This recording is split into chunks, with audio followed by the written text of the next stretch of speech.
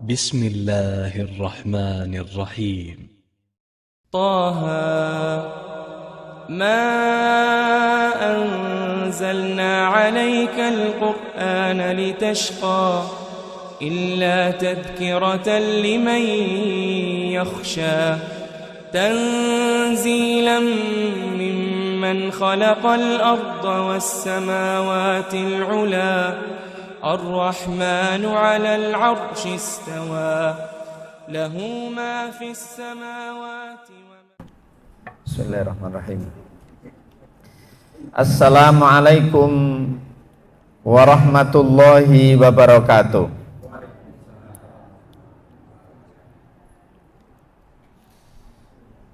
Innal hamdalillah nahmaduhu wa nasta'inuhu wa nastaghfiruh wa na'udzu billahi min sururi anfusina wa min sayyiati a'malina. May yahdihillahu fala mudhillalah wa may yudlil fala hadiyalah.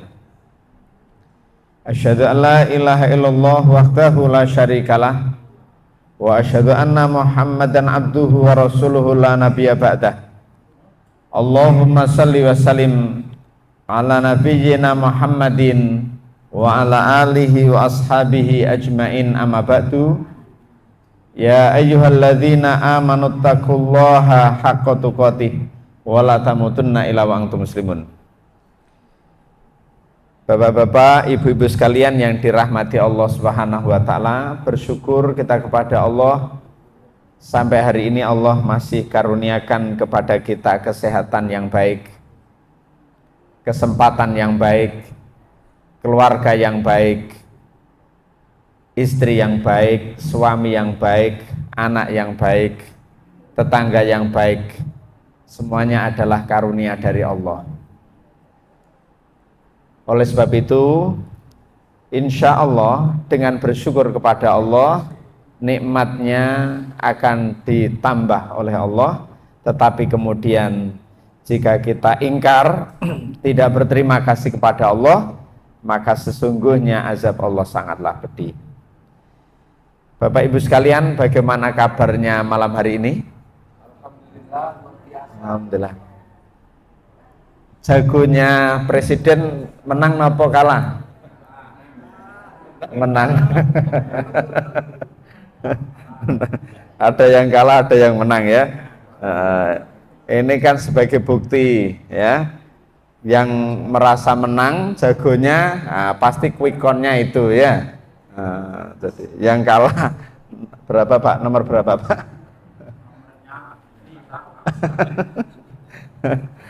Baik sekalian, ya artinya bahwa perbedaan yang ada tidak harus menjadikan kita ini kemudian berpecah belah, tetapi saling menghormati, menghargai. Karena kita tidak bisa tentu saja memaksa orang untuk memilih sebagaimana kita, atau kita diinginkan untuk sama dengan yang lain. Tidak bisa, masing-masing punya pilihan. Kalau ibu memilih calon suami kan juga pilihannya ya, bisa nggak dipaksa itu. Nah, demikian juga seorang suami, calon suami memilih calon istri kan juga seleranya ya. Masing-masing punya selera. Ya sudah, bismillah, mudah-mudahan Allah karuniakan yang terbaik untuk kita semuanya. Bapak Ibu sekalian, tema pada malam hari ini adalah lahan basah, lahan kering itu bagi Allah sama. Barangkali ada di tempat kerja suaminya dari yang jabatannya mentereng, gajinya banyak. Bu, paling banyak di sini gajinya berapa suaminya? 100 juta ada Bu? Oh gak ono. Masya Allah. Ya belum. Mudah-mudahan ke depan. Kalau betul-betul ke depan gajinya suami 100 juta mau dipakai apa?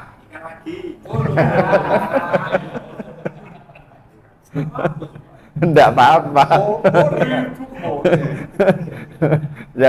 Yang saya tanya ibu, yang jawab bapak-bapak. Masya Allah. Nah, Bapak sekalian yang dirahmati Allah. Nah, oleh sebab itu suatu dari yang kemudian jabatannya mentereng, gajinya banyak, lalu tiba-tiba ditempatkan di daerah yang minus, ceperannya ndak ada, ya kan? Kemudian juga sudah ndak ada apa-apa di situ kecuali hanya gaji pokok saja. Nah, kalau tidak orang mukmin itu berat. Berat. Biasanya gaji 100 juta lalu hanya 2 juta. Kuat jenengan. Nah, oleh sebab itu, tapi bagaimana konteks agama kita ini mengajarkan? Keren sekali, Pak. Bapak Ibu, kalau nanti di rumah itu lagi baca Al-Qur'an, buka ya, nanti misalnya baca Al-Qur'an nanti sambil menoleh itu surat Ibrahim ayat 37 Bapak sekalian. Jadi nanti kalau di rumah pas buka-buka Al-Qur'an, baca Al-Qur'an itu surat Ibrahim surat ke-14 ayat 37. Masya Allah. Pak, Bu, saya itu punya murid kajian rutin. Itu usianya 92 tahun. Panjenengan di sini paling sepuh berapa? 70 ada? Ada ya, alhamdulillah. Gak ketok wong ya? Oh, ada. Itu 92 kan. Jadi kalau ngaji itu rutin, itu pakai teken. Tapi hebat. Hebatnya apa? Kalau yang lain jamaah ini jamaah ibu-ibu semua, yang lain itu membawa Al-Qur'an saja. Beliau ini Al-Qur'an dibawa, alat tulis dibawa. Jadi walaupun 92 tahun ditulis. Setelah ditulis, Pak, nanti pulang dari ngaji sampai rumah ditulis ulang yang rapi. Pertemuan berikutnya sudah difotokopi dan dibagi jamaah yang lain. Usia berapa tadi, Bu? 90 tahun. Kita bisa melakukan itu apakah menunggu 90 tahun? 90 tahun. Saya tanya, Bu, kenapa melakukan itu? Ustadz, ini cara saya supaya tidak mudah pikun. Oh, supaya tidak mudah pikun. Terus adakah lagi? Supaya ini menjadi ilmu yang bermanfaat. Saya kan tidak pinter ilmu agama, Ustadz. Jadi apa yang disampaikan Ustadz saya tulis, kemudian saya bagi, mudah-mudahan kalau saya wafat nanti bisa menjadi sangu saya. Lalu saya tanya agak iseng, Bu, usianya kok panjang itu, dulu jabatannya apa, dulu kerjanya apa? Saya dulu kepala sekolah, Ustadz. Oh, kepala sekolah. Jadi kalau kepala sekolah itu kayaknya memang agak panjang, 92 tahun. Kok kebetulan saya juga kepala sekolah gitu. Jadi GR saya ini pada gitu. Walaupun ada teman yang 30 tahun kepala sekolah juga wafat pada akhirnya. Jadi sama saja. Nah, Bapak Ibu sekalian, pada surat Ibrahim ayat 37 Allah sampaikan ya. A'udzubillahi minasyaitonirrajim. Rabbana inni askantu min dzurriyyati biwadin ghairi dzi zar'in inda baitikal muharram Rabbana liyuqimus salata faj'al af'idatan minan nas tahwi ilaihim warzuqhum minas samarati la'allahum yashkurun. Saya baca tartil supaya nggak ngantuk ya. Rabbana, ya Tuhan kami, inni askantu, sesungguhnya aku telah menempatkan min dzurriyyati, sebagian anak keturunanku, biwadin ghairi dzi zar'in, di lembah yang tidak mempunyai tanam-tanaman, di lembah yang kering, yang tandus, tidak ada kehidupan di situ. Inda baitikal muharram, di dekat rumah engkau yang dihormati. Nah, Bapak Ibu sekalian, Ayat ini nanti kalau dikupas itu sangat panjang. Nanti sedapatnya, yang penting pulang bawa oleh-oleh kemudian bisa diamalkan. Ya, Bapak sekalian, Nabi Ibrahim itu mohon kepada Allah, ya, Rabbana inni askantu, jadi sebuah kesadaran penuh dengan menyebutkan Rabbana. Maknanya itu, Bapak sekalian, Rabbana itu tidak sekedar Tuhan, tetapi duhai yang memelihara kami, yang mengatur kehidupan kami, yang menaikkan derajat kami, mencabut kemudian jabatan kami, yang mencukupi rezeki kami. Ini kesadaran penuh. Sehingga dengan ungkapan itu, keputusan apapun kalau sudah disandarkan kepada Allah, nanti nikmat. Nanti nikmat. Bapak Ibu, kita ini kadang-kadang memang punya rasa khawatir untuk menghadapi masa depan itu. Takut kita ini untuk menghadapi masa depan itu. Kalau menghadapi masa lalu, kita ini bersedih mungkin karena ada yang kecewa, tapi masa depan itu kadang-kadang membuat kita takut. Padahal takut di situ, di dalam Al-Quran itu disebutkan dalam bentuk berbagai variasinya, itu kurang lebih 181 kali tentang persoalan takut. Bapak Ibu, siapa yang pernah menghitung? Di dalam Al-Quran 181 kali kurang lebih itu takut dalam bentuk variasinya itu disebutkan. Pernah menghitung? Oh, belum. Jadi perlu dihitungkan? Hah? Gak mari-mari nantinya ya kalau dihitungkan ya. Nah, nanti pada pembahasan yang lain ya. Kalau ada orang yang ragu besok makan apa, maka dia robananya belum kuat. Belum kuat. Karena Allah kok yang mengatur, yang mencukupi rezeki kita. Jadi bayangkan sejak kemudian kita dalam janin saja itu sudah dicukupi kok. Orang tua kita mungkin juga enggak bisa bagaimana itu cara anunya. Tapi Allah kemudian memberikan karunia-Nya, rezekinya. Dalam kondisi tidak bekerja tapi kemudian bisa makan. Ya. Karena itu kemudian Rabbana, tidak perlu ragu dengan rezeki. Ya. Kalau waktunya datang, maka akan datang.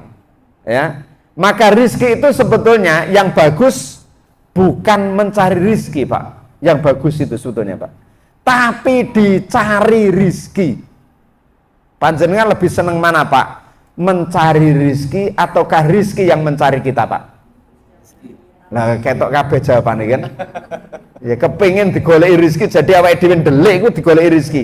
Pernah menjumpai, Pak? Ada banyak dan seringkali itu terjadi kepada kita. Tiba-tiba ono wong bancaan teko rezeki. Jadi mencari kita. Ya. Lah, kita ndak pernah tahu alamat rezeki, tetapi rizki tahu alamat kita, dan yang maha tahu alamat rizki itu Allah. Jadi kalau memohon kepada Allah untuk ditunjukkan di mana alamat rizki itu, kemudian datang Pak. Dan rizki itu tidak akan pernah tertukar, Pak. Tidak akan pernah tertukar rizki itu. Bu, saya tanya, yang paling ganteng di dunia ini siapa? Pak Rizki. Oke, ya Bu, yang paling ganteng siapa Bu? Suami ya? Loh kok ragu jawabnya? Oh suami, oh ya wis. Yang paling ganteng suami, bener ya?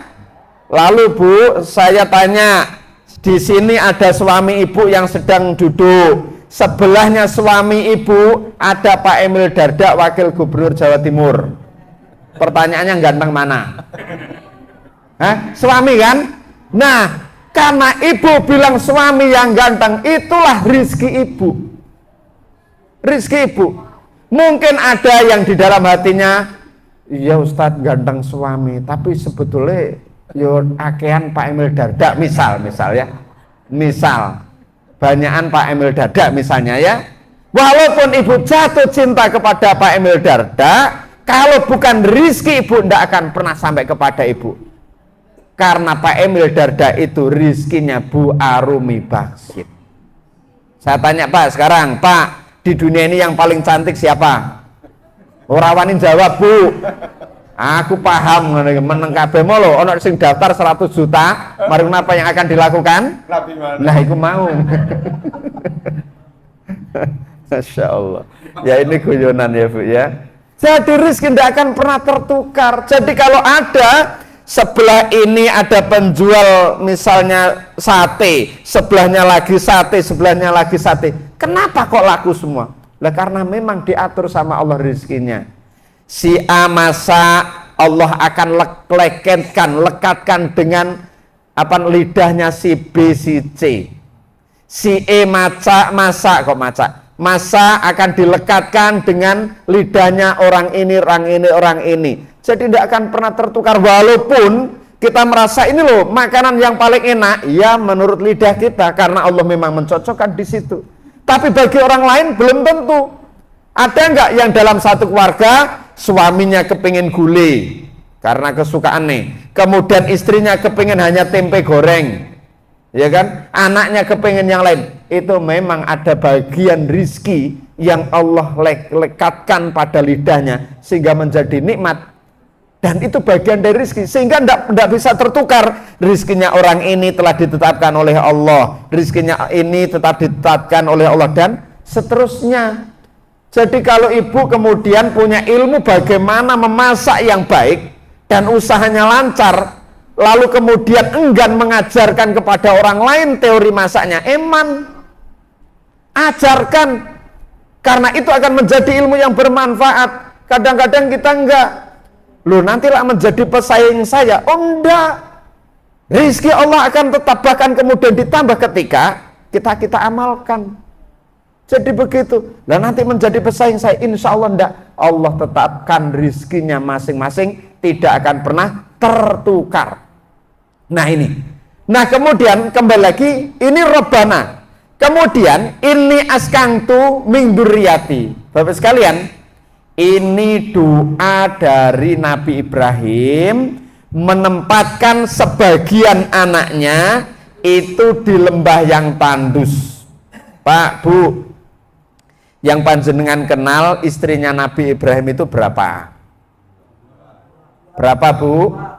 2. Nama yang pertama siapa? Siti Saroh. Yang kedua Siti Hajar. Yang punya anak duluan siapa? Siti Hajar. Nah, Siti Hajar yang kemudian di situ lahir Ismail. Anak ini Ismail ini yang ditempatkan di daerah minus. Di daerah di sini biwadin ghairi dzar'in, di lembah yang tandus, tidak ada tumbuh-tumbuhan, air saja sulit. Panjenengan coba saja, anaknya misalnya punya anak 2, lalu satunya dibawa ke daerah minus, tega nggak jenengan? Tetapi ini Ibrahim yang punya kesadaran dengan ungkapan Rabbana, duhai yang mengatur kehidupan kami, mengatur kehidupan anak-anak kami, mengatur keluarga kami. Ada kesadaran di situ, sehingga berani karena punya visi besar, ditempatkan di daerah ini. Lah, satunya Siti Sarah dengan Nabi Ishak itu ditempatkan di Yerusalem. Jadi satunya di daerah minus yang namanya Mekah waktu itu, atau Inda Baitikal Muharram, lahan tandus. Ya kalau kita berangkat umroh atau haji Pak, itu kan hanya batu-batuan saja, padang pasir, ya kan? Potensi apa yang sebetulnya ada di sana ya? Kalau tidak ada, kemudian sebagai bentuk kasih sayang Allah atas doa Nabi Ibrahim yang dikabulkan itu. Nah sementara Nabi Ishak dan Siti Saroh di Yerusalem, Bu. Gambarannya Yerusalem itu hijau, sudah sejahtera. Sementara Nabi Ismail dan Siti Hajar harus bersusah payah di situ. Pertanyaannya begini, Nabi Ibrahim kok tega sih melakukan itu? Tidak bisakah Nabi Ibrahim itu mencari tempat untuk Nabi Ismail dan Siti Hajar yang selevel dengan tempatnya Siti Saroh dan Nabi Ishak di Yerusalem? Bisa nggak Pak? Bisa. Kenapa tidak dilakukan? Kenapa tidak dilakukan? Loh, ada ajaran penting, ada hikmah yang besar. Kenapa satunya di daerah minus, satunya di daerah plus? Ya kan? Yang kedua, kok cek tegane Nabi Ibrahim itu kepada anaknya? Ya, yang pertama sebetulnya Nabi Ibrahim itu seorang petualang. Kalau hanya mencari tempat yang selevel dengan Yerusalem bisa. Tapi kita semuanya ingin diajarkan oleh Allah bahwasanya daerah minus, daerah plus bagi Allah sama. Apa faktanya? Sekarang semakin terbukti yang dulunya daerah tandus, tidak ada tumbuh-tumbuhan, maka sekarang menjadi penuh dengan sejahtera yang termasuk yang aman di dalam Al-Quran, yaitu Mekah itu. Sementara yang dulu hijau, penuh dengan kesejahteraan namanya Yerusalem, Palestina itu, sampai sekarang masih penuh dengan konflik. Maka apa yang membedakan? Tergantung apa yang dilakukan oleh seorang manusia di tempat itu. Nabi Ismail di situ bersabar, dia lakukan yang terbaik, ibadahnya mempeng kepada Allah, sudah jadi. Sekarang apa yang tidak ada di Mekah itu, Bu? Kira-kira buah apa yang tidak ada di Mekah? Semuanya ada kan? Jangankan urusan buah, rokok ono enggak ning kono? Ono, sing dodol sapa? Hah? Ojo nuduh Madura, ya kan? Nah, jadi begitu. Ada Pak, semuanya itu ada di sana itu. Ada semuanya, ya. Nah, jadi hikmahnya adalah bahwa bagi Allah itu sama. Oleh sebab itu, Bapak Ibu, kalau yang saya sebut tadi di depan itu, misalnya suaminya yang semua gajinya 100 juta, lalu entah apa yang terjadi, jabatannya diputus, lalu kemudian ditempatkan di daerah minus, ndak usah suudon sama Allah. Tenang saja, nikmati, syukuri di tempat itu, Pak, dan lakukan yang terbaik. Jangan-jangan kita ditempatkan di daerah minus itu supaya kita bisa berbuat banyak. Supaya kita bisa berbuat banyak. Kalau urusan bukti, Bapak sekalian, saya ini dulu awal sebagai kepala sekolah, ini kan sudah masuk periode ketiga saya, Pak, kepala sekolah itu. Sekarang di SD Muhammadiyah 6 Gadung Wonokromo, ya, itu sekarang di sini sudah masuk periode kedua, tapi sebelumnya satu periode lebih itu diamanai sebagai sekolah yang hampir tutup, Pak. Saya pernah menjumpai dan itu jumlah siswa saya pernah ngalami itu satu kelasnya 4 anak, Pak.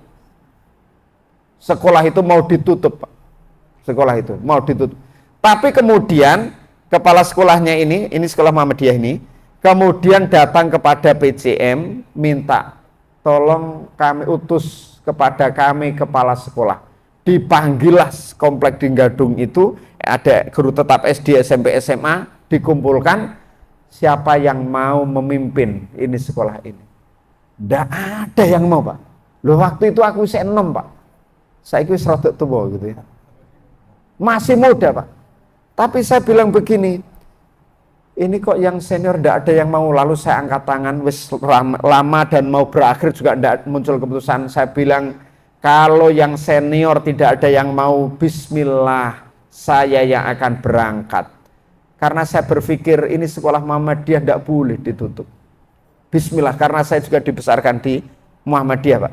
Jadi kalau sampai sekarang sedang melanjutkan di S3 itu, Pak, itu karena memang Muhammadiyah yang perlu diberi beasiswa, ya, diberi beasiswa. Nah, jadi Muhammadiyah, sehingga tidak tega, ini harus ditangani.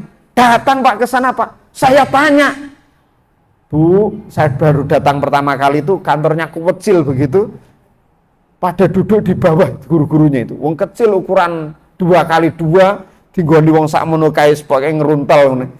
Ada kursi kepala sekolah, saya pilih Pak.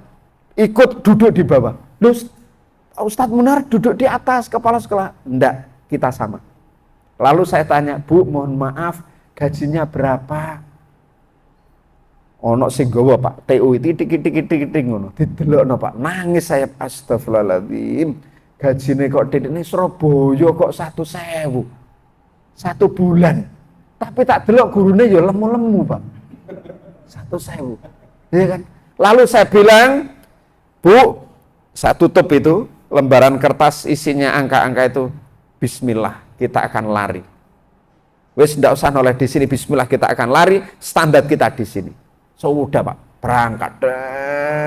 Alhamdulillah, Pak. Akhir saya itu. Kenapa teman-teman waktu itu ditawari yang senior kok ndak ada yang mau? Karena memang belum jelas gajinya, Pak, waktu itu kan. Kenapa kok ndak mau? Karena di Gadung kan ya sudah lumayan lah, Pak. Walaupun tidak sampai pada UMR, ndak sampai. Tetapi kemudian di sini kan ndak ada jaminan begitu. Tapi saya dulu bilang begini, kalau teman-teman itu yang senior ndak mau, itu wajar lah. Tapi kalau saya, kalaupun nanti ndak dapat gaji, minimal isok khutbah aku ngono. Isok khutbah titik-titik lah. Paling ndak ketemu wong-wong itu kan seneng, engko tak sambati. Pak iki butuh dana kanggo bangun mosok sih jamaah iku gak weni, ya kan? Alhamdulillah berangkat kabeh, Pak. Dan sekarang sudah artinya apa? Dalam kondisi itu justru saya ini bisa banyak hal, sekarang. Dari hal yang kecil. Maknanya kalau Bapak Ibu sedang ditempatkan di daerah minus, jangan suudzon kepada Allah. Pasti itu yang terbaik. Kalau ada suami ibu di PHK, tidak usah suudzon sama Allah. Bismillah, ikuti. Yang paling penting hidup itu bergerak. Karena di dalam pergerakan itu ada keberkahan. Apa yang dilakukan oleh Nabi Ismail dan Siti Hajar yang tandus itu, kemudian sedang haus, apa yang dilakukan? Bergerak, Pak. Mencari air dari Bukit Sofa ke Marwah. Berapa kali, Pak? 7 kali, Pak. Lalu ternyata keluar air kan juga tidak dari yang lain, ya kan? Tapi justru dari dekat kaki Ismail. Mungkin kalau orang Siti Hajar itu orang tua sekarang akan bilang, loh kalau begitu lah apa aku kok melayu. Lah nek tak tunggu ning kene lah rezeki lah mancur. Mohon maaf, andai kata tidak bergerak mungkin juga tidak akan keluar sumber itu.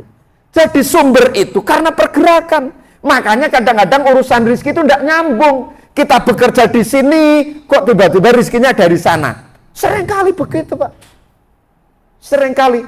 Makanya urusan rezeki tidak usah khawatir. Nah, kembali lagi Bapak Ibu, kalau ditempatkan di daerah minus, di daerah apapun, nikmati, syukuri. Biasanya, Pak, dari yang semula gajinya 100 juta lalu menjadi 2 juta, sing ngamuk iku lanange apa wedoke, Pak? Hah? Lanange tambah ngamuk, Pak, ya kan? Lanange mau meneng ae, ya kan? Sebetulnya, Pak, rezeki berapapun itu kita tinggal perlu mengubah pola hidup saja. Pola hidup saja. Gajinya 100 juta. Koyoke kok gak ono sing 100 juta. Tak turunkan wis pira, Bu?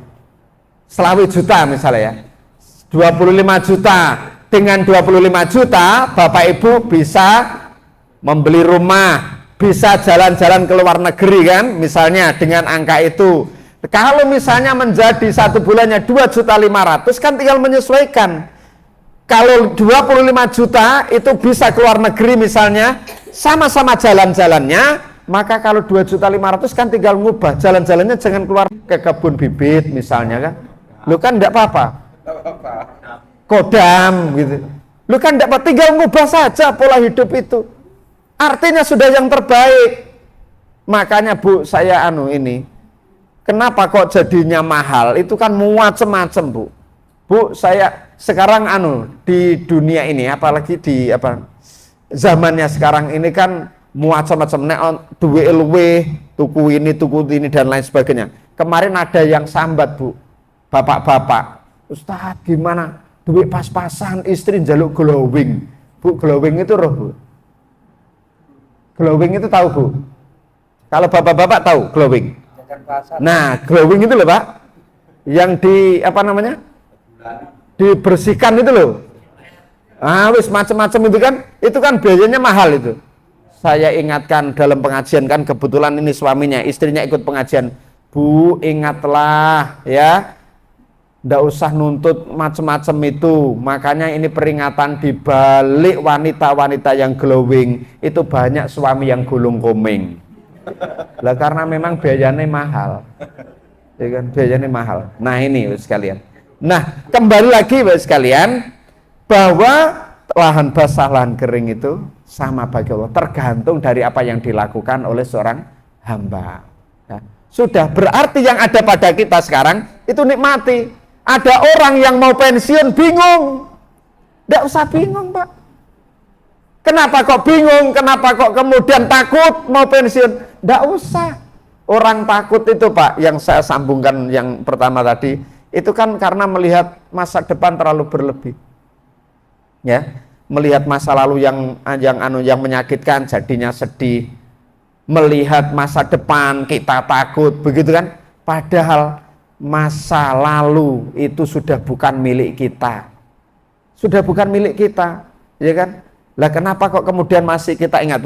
Walaupun kita ini lari mengejar masa lalu, tidak akan sampai ke sana. Masa depan yang kita takutkan nanti jangan-jangan begini, suaminya jangan-jangan nanti menikah lagi, istrinya jangan-jangan nanti lari dan lain sebagainya. Itu kan perasaan takut. Belum tentu terjadi, itu masa depan.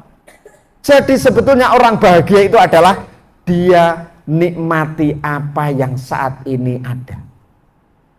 Tidak berpikir masa lalu yang menyedihkan, yang kemudian menyebabkan kita ini tidak bahagia, dan tidak terlalu jauh berlebihan memikirkan yang akan datang, yang kekhawatiran berlebih-lebihan. Allah yang karuniakan, ini sudah yang terbaik. Nikmati, nikmati, nikmati. Sudah. Urip iku nikmat, Pak. Nikmat. Tapi alhamdulillah ndelok wajah ning kene iki, iku ketok wis bisa menikmati hidup kabeh kan. Walaupun neng omah kok ditagih utang maneh kan nomor loro ya. Gak ono sing diutang kan, Pak? Nah, kalau ibu-ibu mungkin ya. Kalau bapak-bapak kan gak ya. Podo ya. Usah. Rokok ayo utang. Masya Allah. Nah, biwadin ghairi ya, dizar'in. Nah, kemudian yang kedua, kok tega Nabi Ibrahim itu menempatkan anaknya harus sengsara semacam itu? Apakah tidak bisa mencarikan tempat yang lain? Ya selain memang Allah perintahkan, itu yang kedua ada pelajaran penting, Pak, bagi kita dalam mendidik anak. Dalam mendidik anak itu ada penting, Pak. Betapa banyak seorang anak atau gadis yang mau menikah tapi belum bisa masak. Ada nggak, Pak? Mau menikah tapi belum bisa masak. Ada, Bu? Atau jangan-jangan yang ada di sini? Dulu. Oh, dulu. Sekarang dilatih ya. Alhamdulillah. Iya. Kenapa kok tidak bisa masak? Kenapa kira-kira? Karena waktu kecil anaknya datang ke dapur lalu mau ikut bantu, kan kita arahkan. Jangan, Nak, sudah kamu masih kecil, begitu kan? Akibatnya besarnya enggak bisa masak. Lu mau menikah enggak bisa masak. Bayangkan. Ya kan? Karena apa? Enggak diajari. Coba sekarang kita ini bandingkan di Jepang itu TK itu di sekolah ada kurikulum khusus pelajaran 1 jam ngepel sekolahnya. Jadi wis gak butuh OB, ngepel. Lu TK ini 1 jam berikutnya masak. Lu TK ini, Pak. 1 jam berikutnya makan. Setelah makan nyuci piringnya sendiri, menata sendiri. Itu anak TK. Kalau TK saja diajarkan semacam itu, kelak besarnya akan seterampil apa? Kita bisa membayangkan. Coba bandingkan dengan kita. Waktu liburan, ya kan? Waktu liburan, wis le ini kesempatanmu, wis dulino. Wis gak usah apa bantu nyuci mobil, walah nanti malah kotor kabeh, wis gak usah melu. Akibatnya gak iso, ya kan? Karena kita merasa kasihan. Karena kasihan waktu kecil, maka yang terjadi adalah keterampilannya kurang.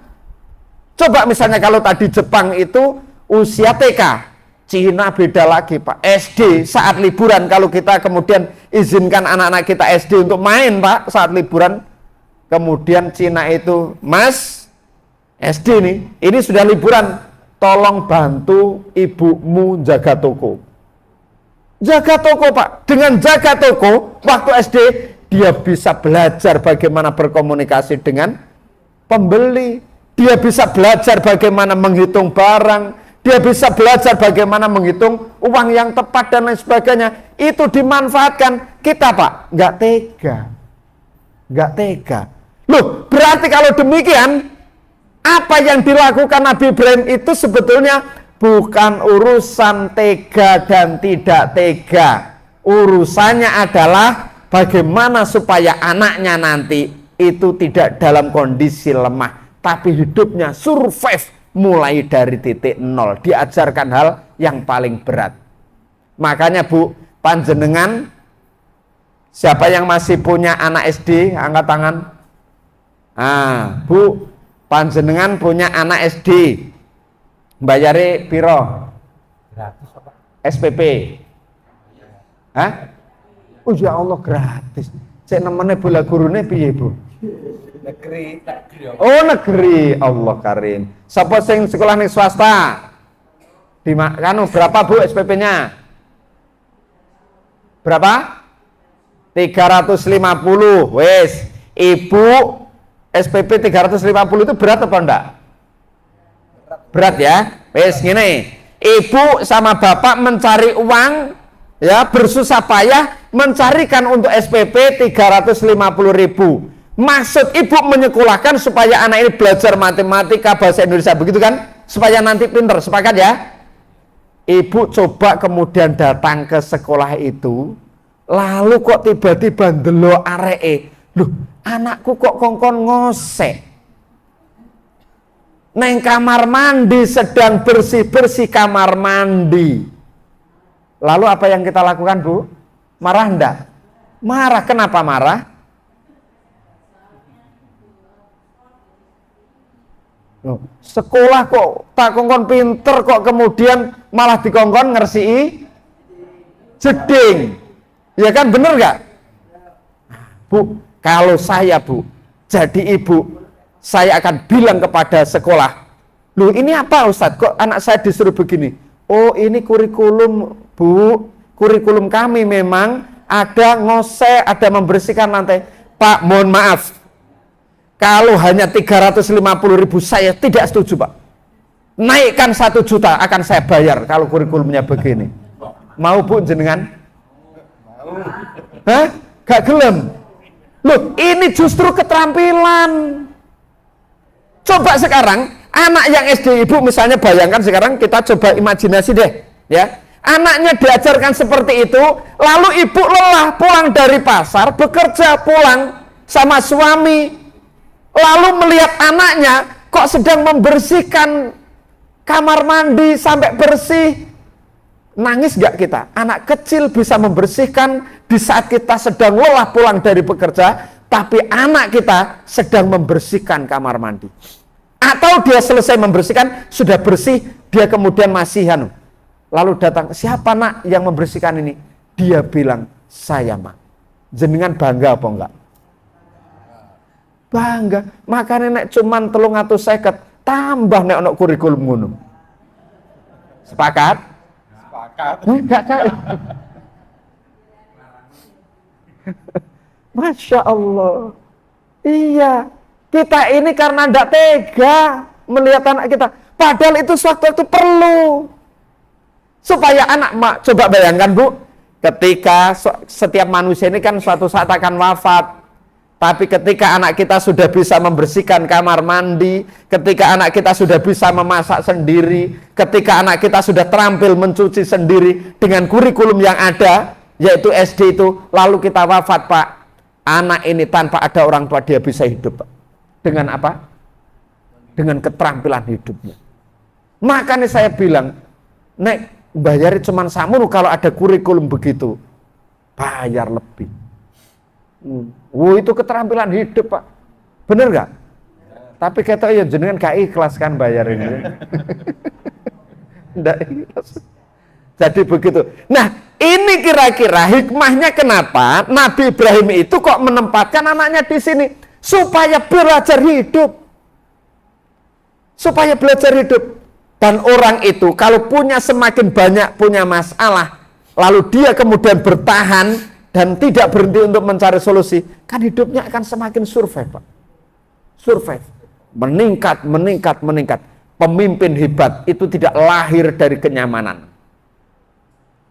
Benar gak?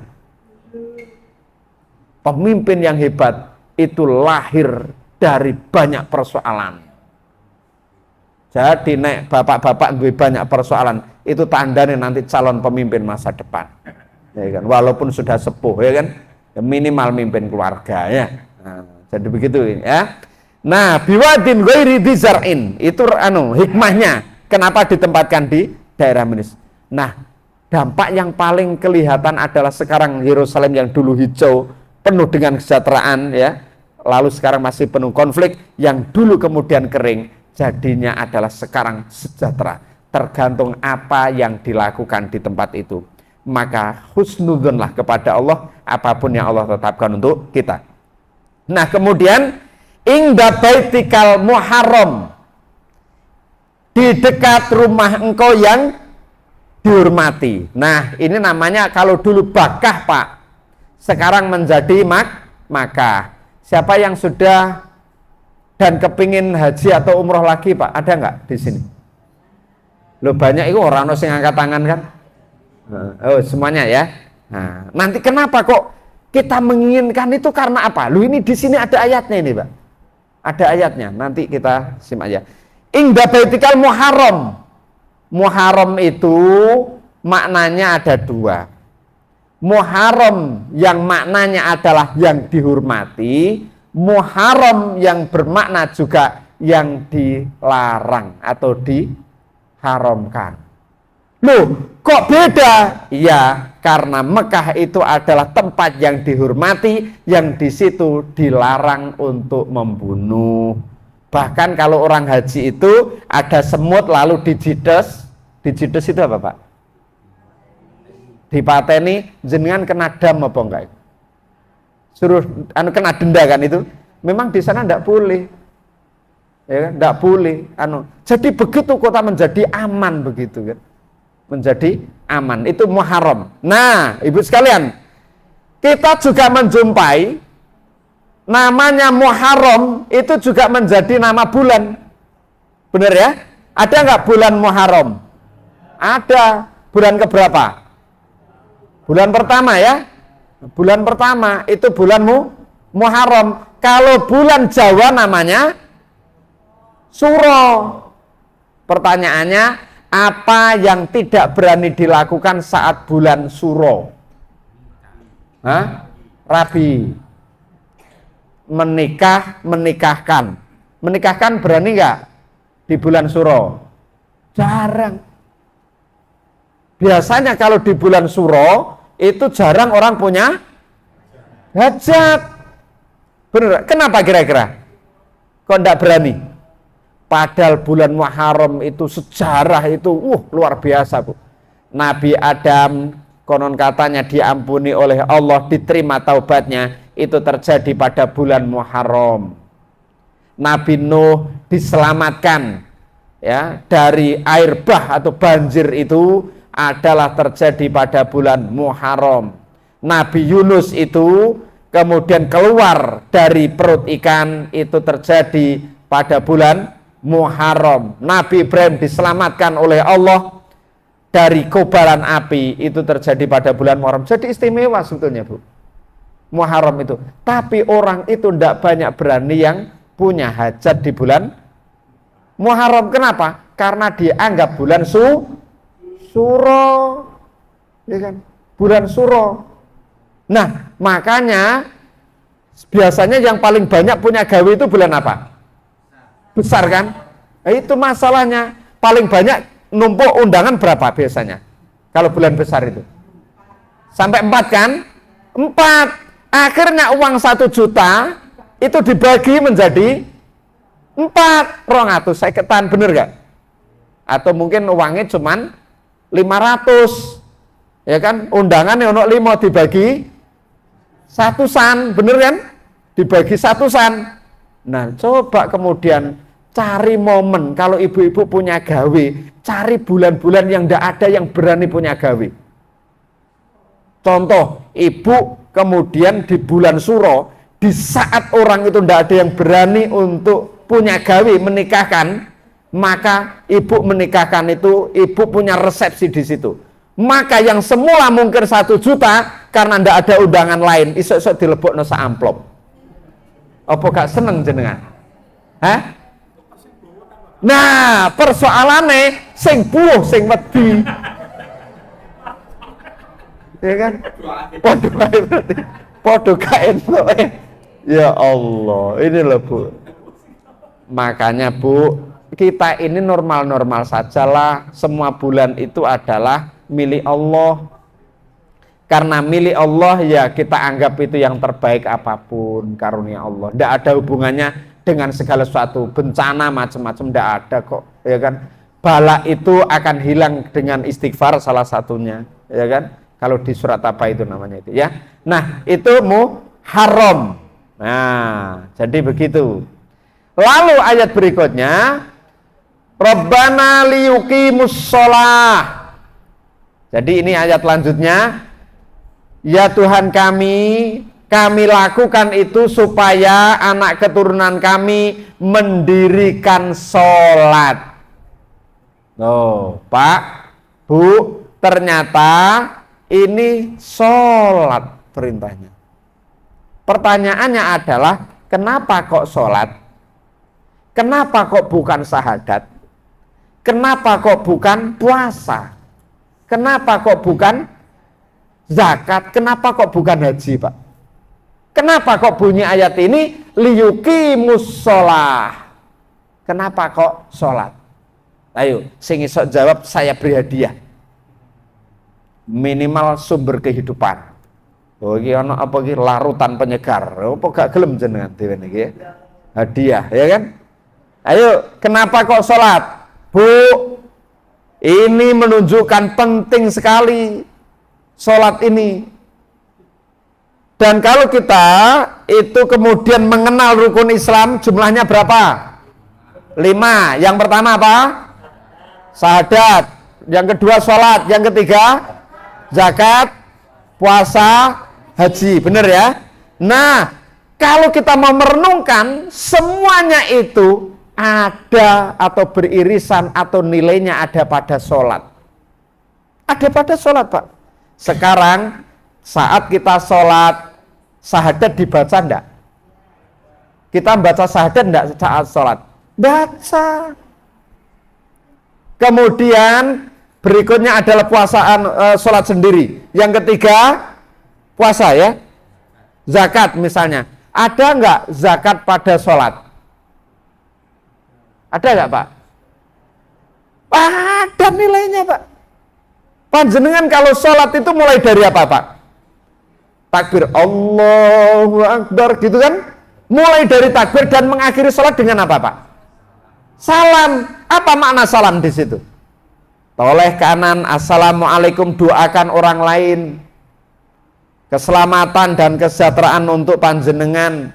Mudah-mudahan Allah memberkahi panjenengan. Toleh kiri melakukan yang sama. Apa maknanya? Hidup itu jangan sendiri, lihat sebelahnya. Kita makan hari ini, jangan-jangan tetangga kita ini tidak selamat ya. Jangan-jangan belum makan. Lu itu berarti ada unsur kedermawanan, unsur kemudian zakat, Pak.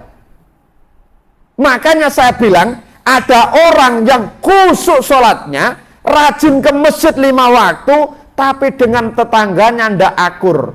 Saya sampai-sampai kemudian menyimpulkan orang ini itu dia sholat, tapi sholatnya memulainya dengan takbir, tetapi tidak mengakhirinya dengan salam. Karena tidak punya efek sholatnya ini. Tidak berefek. Tapi ada orang yang baik sekali dengan tetangganya, luman, bahasa Inggrisnya nyah, nyoh, nyah, nyoh. Bahasa Inggrisnya ya, bahasa Inggris sendiri ya. Tetapi kepada Allah, itu tidak pernah baik.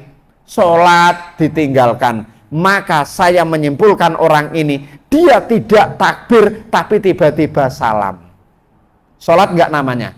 Enggak sholat. Maka orang mukmin itu dia hablum minallah, itu kemudian harus kepada Allah, ibadahnya bagus dan mengakhiri sholatnya dengan salam. Itu adalah mengaplikasikan dalam konteks kehidupan sehari-hari. Berarti pada sholat ada zakat enggak di situ? Ada, Pak. Oke, wis masuk. Syahadat ada dalam sholat, sholat sendiri, zakat ada. Sekarang berikutnya puasa, Pak. Orang sholat itu ada puasa enggak di situ? Ada. Boleh nggak kemudian Allahu Akbar sambil ngombe? Kelek, bismillahirrahmanirrahim, kelek. Boleh nggak? Nggak boleh. Nggak sah sholatnya. Berarti ada puasa nggak di situ? Ada. Sekarang haji, Pak. Ada nggak nilainya pada sholat? Ada, ketika menghadap ke kiblat. Jangan sholatnya menghadap kemana? Di kiblat itu ada apa? Ka'bah, Pak. Jadi semua unsur itu ternyata ada pada sholat. Makanya Rabbana liyuqimus sholat. Allah karim. Tapi kalau begitu jangan kemudian salah menyimpulkan. Loh Ustadz, kalau begitu saya cukup sholat saja dong. Nggak usah zakat, kan sudah ada dalam sholat. Nggak usah puasa, kan sudah ada dalam sholat. Nggak usah haji, kan sudah ada dalam sholat. Bukan, syariatnya berbeda. Ini saya menyebutnya sebagai efektivitas dari sebuah kalimat di dalam Al-Quran. Sekaligus menunjukkan pentingnya sholat. Ya kan? Dapat pelajaran penting. Ini sampai jam piro? Kita wis entuk akeh lagi dicukupkan? Iya. Oh, masih ada. Nah, terakhir. Kenapa sholat? Nah, masih sholat, ini kan masih faja'al afidatan minanas tahwi ilaihim, kan masih ada. Tapi kita berakhir pada sholat ya. Karena pas ini 5 menit lagi ini adalah pas sesuai dengan awal tadi, sehingga 1 jam 60 menit. Saya sudah disemprit sama Pak Tamir tadi. Berapa Ustadz waktunya? 60 menit. Pas ini berarti ya. 60 menit ya. Nah, kenapa sholat juga selain dari memang ada irisan pada rukun Islam itu, sebetulnya pada sholat kita sedang diajarkan siklus hidup manusia. Siklus hidup manusia, Pak. Pak, sholat itu biasanya dimulai dari berdiri ya. Kalau kondisinya normal kan berdiri, bener ya? Berdiri. Allahu Akbar. Pak, dalam hidup itu kalau dalam kondisi berdiri, kehidupan ekonomi, kehidupan kesehatannya dan macam-macam itu dalam kondisi settle, Pak. Settle, Pak. Survive, jabatannya mentereng, itu kan tegap dia berdiri. Orang kalau punya jabatan duwe EAK itu kan rodok tegap, Pak. Bener gak? Iya. Loh iya, nek gak di jabatan dan ngelingkruk itu mau ya. Nah, ngelingkruk mbah basa ndi Pak yo nyonton jenengan. Berdiri, Pak. Itu tegap survive hidupnya, Pak. Tapi perlu diingat, dalam kondisi berdiri dan survive tetaplah bertakbir, membesarkan Allah bahwa ini semuanya adalah karunia Allah. Karena ada saatnya, Pak, hidup kita itu tidak selalu berdiri tegap, jabatan tidak selalu dijabat, ekonomi tidak selalu milik kita, Pak. Ada saatnya itu flat. Allahu Akbar, flat, lurus. Ekonominya lurus, kadang-kadang luweh, kadang-kadang kurang. Ekonomi panjenengan sekarang, Bu, cukup, kurang atau lebih? Cukup. Cukup. Saya turun jawab iki, sing ibu-ibu. Ekonomi panjenengan sekarang ini keluarga itu lebih cukup ataukah kurang? Cukup ya. Nah, pertanyaan berikutnya, cukup yang cenderung lebih atau cukup yang cenderung kurang? Kurang, Pak. Oh, ini baru ngaku berarti. Akhirnya kurang juga itu kan. Nah, tergantung. Nah, ini berarti manajemen hidup ya. Ya kan? Mungkin cenderung kurang. Lah itu memang flat. Suatu saat akan kita alami semua. Tidak ada angin, tidak ada hujan, tiba-tiba dapat PHK, pemutusan kerja. Itu terjadi, Pak. Flat begitu. Ya kan? Lah, tetapi di dalam sholat kita diajarkan dalam kondisi flat kita juga takbir. Allahu Akbar, tidak usah bersedih. Nah, kemudian nanti kita secara ekonomi settle, jabatan settle, keuangan, keluarga settle, semua anak juga settle. Kemudian flat, ada saatnya Pak, itu kemudian jatuh. Jatuh itu ya kemudian seperti tersungkur, itu ditandai dengan sujud. Mandek tiba-tiba PHK, tiba-tiba bangkrut, ono usahane kebujuk habis semuanya. Itu ibaratnya sujud. Tetapi Pak, di dalam sholat kita sedang diajarkan dalam kondisi di bawah sekalipun, sujud sekalipun, jatuh tersungkur sekalipun, tetaplah bertakbir. Jangan bersedih. Lanjutkan hidupnya melalui rokaat berikutnya, berdiri lagi, lanjutkan lagi, sampai nanti kita mengakhiri hidup kita dengan wassalam. Kehidupan kita ini habis, ya kan? Maka di antara yang sini, apa yang terbaik orang di dalam siklus hidup ini adalah dalam kondisi tegap dia bertakbir, ya, mengawali sholatnya dengan takbir artinya hablum minallah dan mengakhirinya dengan salam. Konteks apapun kepada Allah harus bagus, kepada yang lain juga harus senantiasa maslahat. Itu adalah siklus hidup. Rabbana liyuqimus sholah. Ya Tuhan kami, kata Ibrahim, aku tempatkan sebagian anakku di lembah yang tandus ini, salah satu diantaranya adalah supaya mereka mendirikan sholat. Selain penting, ternyata ada makna yang sangat besar dari pelaksanaan sholat. Bapak Ibu sekalian, pas jam 9 kurang 10 menit ya, mudah-mudahan ada guna dan manfaatnya ya. Ada hal yang paling penting, ngaji itu Bapak sekalian gak usah hakeh-hakeh. Yang paling penting itu pulang dari ngaji, apa yang bisa berubah lebih baik dari kita semuanya. Mudah-mudahan Allah karuniakan yang terbaik untuk kita. Ihdinas siratal mustaqim, siratal ladzina an'amta 'alaihim ghairil maghdubi 'alaihim waladdallin. Terima kasih dan mohon maaf. Billahi taufiq wal hidayah. Wassalamualaikum warahmatullahi wabarakatuh. Bismillahirrahmanirrahim. Taha ma anzalna 'alaikal Qur'ana litashqa illa tadhkiratan liman yakhsha tanzilan mimman khalaqal arda was samawati al-'ula الرحمن على العرش استوى له ما في السماوات وما في الأرض وما بينهما وما تحت